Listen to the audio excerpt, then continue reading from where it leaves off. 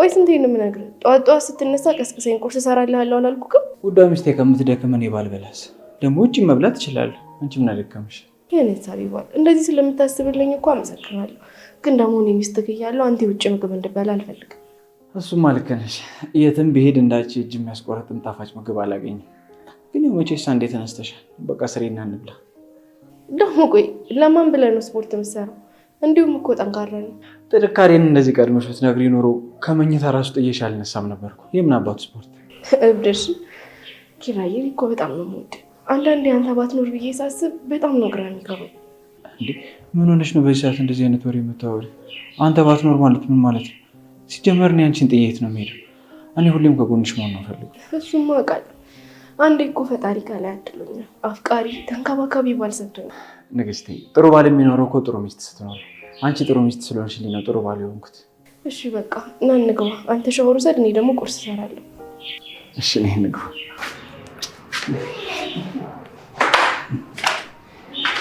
ከስራ ስትወጪ አላልኩሽም ነበር? ወይ አባዬ ይቅርታ። እኔ እኮ እንደዚህ ጸጥ ያለ ቦታ ደስ ስለሚለኝ ታውቃለህ አይደል? እና ተለያይተን ስንት ነገር ተነጋግረን ነበር።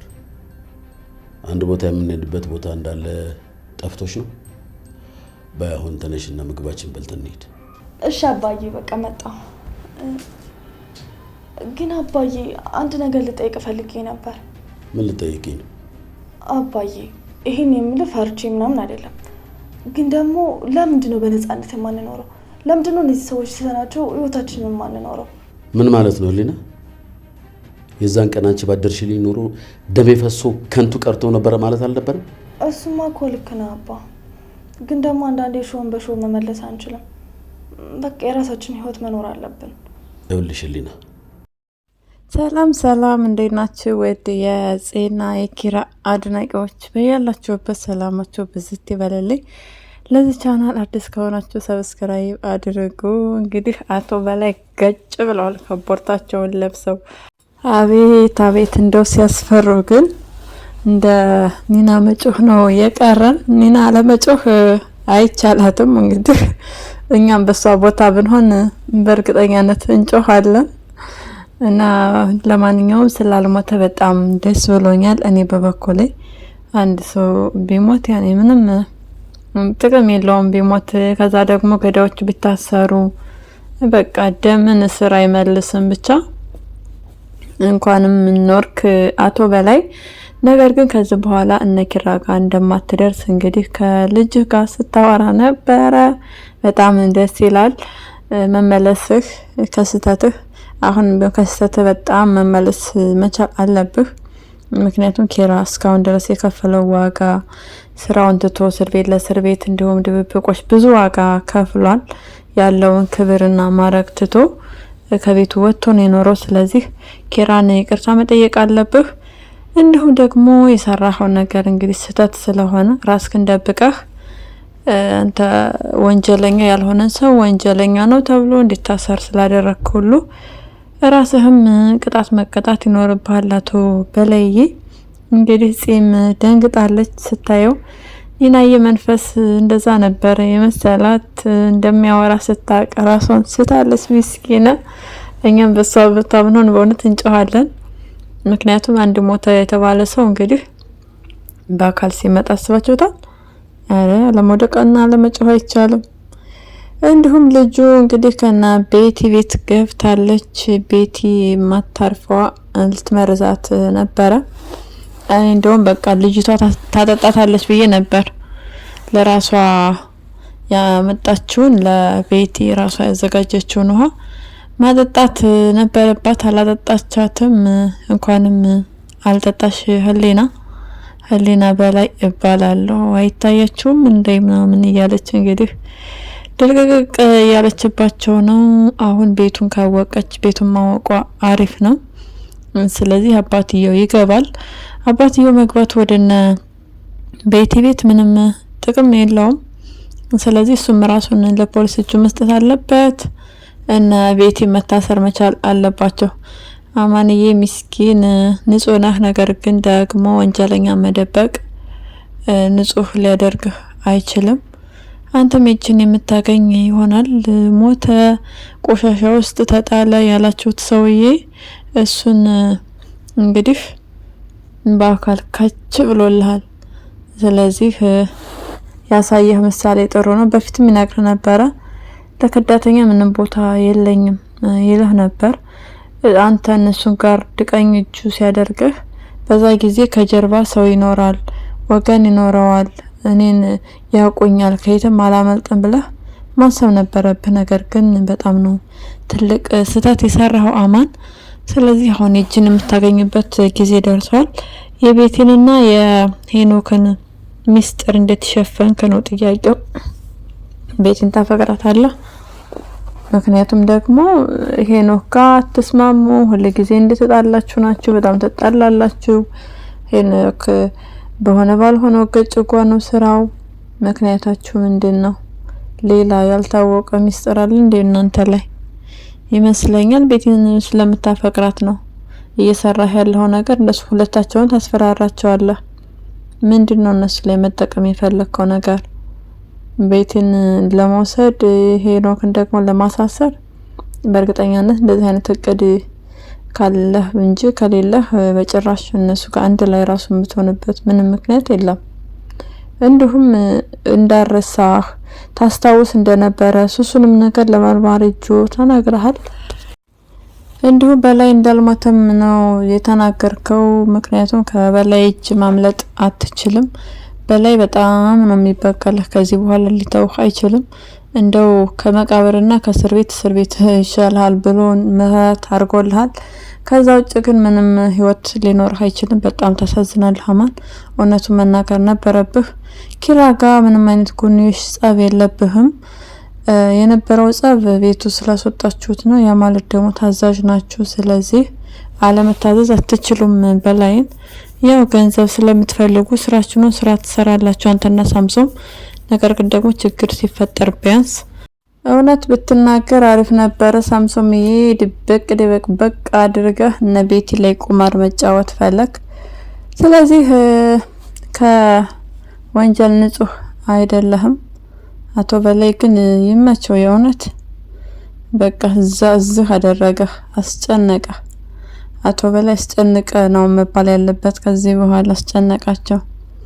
አሁን ነቤቲ ቤት ገባለሁ ብሏል። ነቤቲ ቤት መግባቱ አስፈላጊ ነገር አይደለም። እነሱ ተገቢውን ቅጣቶ ለማግኘት መቻል አለባቸው። እንግዲህ እኔ ጀግና ነኝ፣ እኔ ወንድ ነኝ፣ እኔ ማንንም አይነካ ማንንም አይደፍረኝም ብሎ ያልሆነ ቦታ ላይ መገኘት ጥሩ አይደለም። እንግዲህ አቶ በላይ የመጀመሪያም እንደዛ አይነት ጥቃት የደረሰበት ያው ነኪራ ቤት ገብቶ ነው። ነኪራ ቤት ገብቶ የኪራን ገንዘብ አስወስዶ ወስዶ እንደዚሁም በፍርድ ቤትም እንዲፈረድለት በጉቦ ኧረ በጣም ሸምና ነውር ነው የሆነት። ብዙ ነገር አድርጎ በቃ ለጊዜው ተሳክቶለት ነበረ። ከዛ በኋላ ግን ቤቲን እና አማንን ቤቱ አስቀምጧቸዋል። እንዲሁም ሄኖክን ለምን መሰከርክብኝ እያለ ለመጣላት ይሞክር ነበር። ሀናንም በአጠቃላይ የመሰከሩ ሰዎችን አይፈልግም። በቃ እነሱን ማጥቃት ይፈልጋል። ይሄ በራሱ ወንጀል ነው። ስለዚህ አቶ በላይ በጉልበትና በቃ አላግባብ በሆነ መንገድ እንዲመሰክሩለት ስላደረገ እንዲሁም ጉቦ ሙስና ምናምን የሚባለው ነገር እሱ ወንጀል ስለሆነ በዚህ መጠየቅ መቻል አለበት። ስለዚህ አቶ በላይ ብዙም ደስ ባይልህ መልካም ነው። ባለማሞትህ ደስ ብሎናል። ነገር ግን ደግሞ ወንጀለኛ ወይም ጥፋተኛ አይደለም ማለት አይደለም። ኒናዬ ደግሞ እንግዲህ አይዞሽ፣ ከናቲ ጋር ያላችሁን ችግር ፈታችሁ አንድ ላይ ብትኖሩ በቅርብ ደስ ይለናል። ጊዜን ማቃጠል አስፈላጊ ነገር አይደለም። ስለዚህ ወደ ትዳርሽ ተመለሽ። እሱ ደግሞ ቁርስ፣ ምሳ፣ እራት ሊያደርግሽ ይፈልጋል። ያው ሰፈር ትወጣለሽ ብሎ የምትወጭበትን ሰዓት እየጠበቀ እንግዲህ እያየሽ ነው። ያው ላንቺ ለሱ ምግቡ አንቺ ነሽ። ስለዚህ ብትረጂውና ብታግዡ መልካም ነው ባይነኝ። ያሬዶ ደግሞ ከናቲ ጎን ስላለህ በቃ ይመችህ። አንተን አለማድነቅ በቃ ንፉግነት ነው። እንደዚህ ነው ሰው ማለት ሰውን በከፋው ጊዜ ጎን መሆን ምንድነው የሚቸግርህ ብሎ ያለበትን ስሜት መረዳት እና በቃ ያሬዶ የቅዱስ ታናሽ ወንድም መሆን አለብህ። መልካምነትህ እንደዛ ነው ሊያስብልህ የሚችለው። ቅዱሴን በቅርብ ይመጣልናል።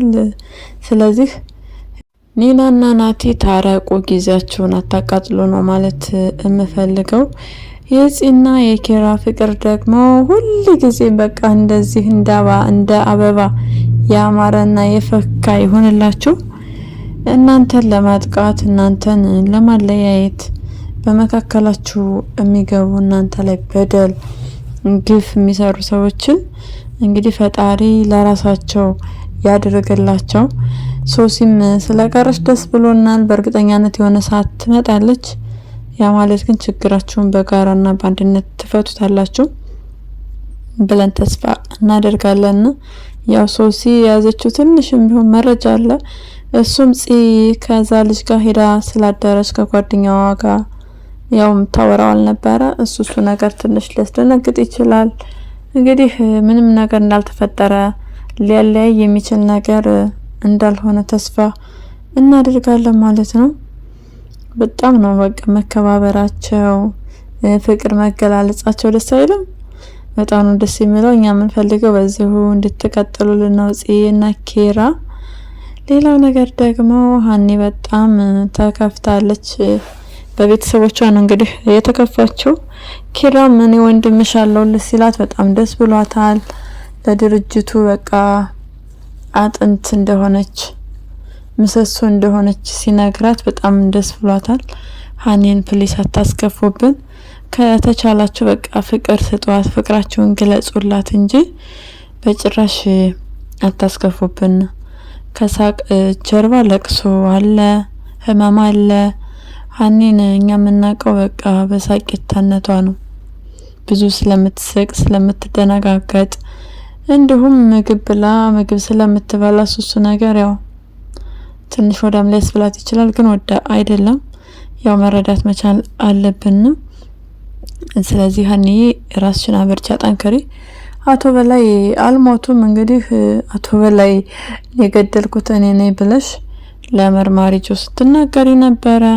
ይሄ ንግግርሽ ያሳስርሻል፣ ተይ ያለ መክሮሻል። እንደ አንድ እንደሚተዋወቅና እንደሚግባባ ሰው እንዲሁም ደግሞ ስለምሳው ይቅርታ ጠይቆሻል። በጣም ደስ ይላል።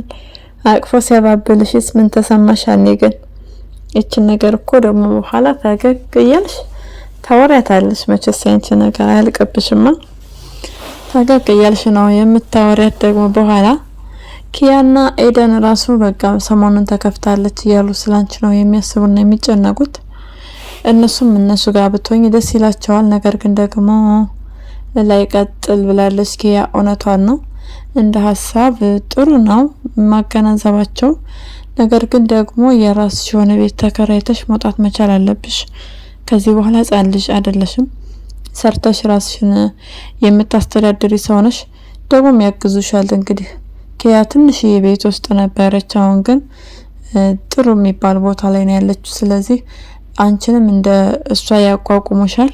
ምክንያቱም ታማኝና ጠንካራ ሰራተኛ ስለሆንሽ በቃ በምትፈልጊው ነገር ሁሉ ከጎንሽ ስለሚሆኑልሽ እና ኪራም አንቺ ራስሽን ማጨናነቅ፣ ራስሽን ማውቀስና መጉዳት፣ ሰው የለኝም ብለሽ ማማረር የለብሽም። አንቺ ለራስሽ መኖር መቻል አለብሽ።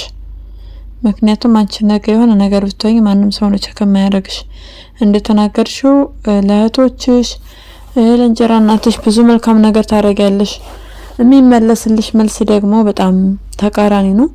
አንድ ሴት እንግዲህ ለአቅመ ሔዋን ከደረሰች በኋላ ሌላ ጊዜ ከምትከበርበትም በላይ ልትከበር ይገባል እንጂ እንደፈለጉ በፈለጉት ቀንና ሰዓት የፈለጉትን አማርኛ እንዲናገሩሽ መፍቀድ የለብሽም።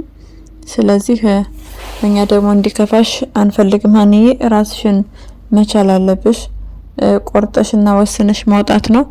ምናልባት እንግዲህ አባትሽ ሚስቱን ስለሚወዳት ፍለፊት ስለምታስመስል ሊሆን ይችላል። እንግዲህ የክፉ ሰዎችን ስራ ፈጣሪ እንዳጋለጣቸው ምኞታችን ነው።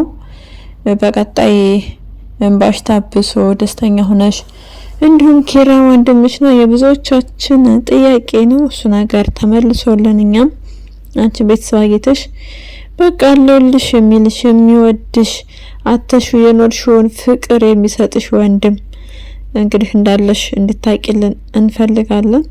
አባባ በእውቀቱ ሀኒን ጠይቁና ያለውን ነገር አጣርተው ይንገሩልን።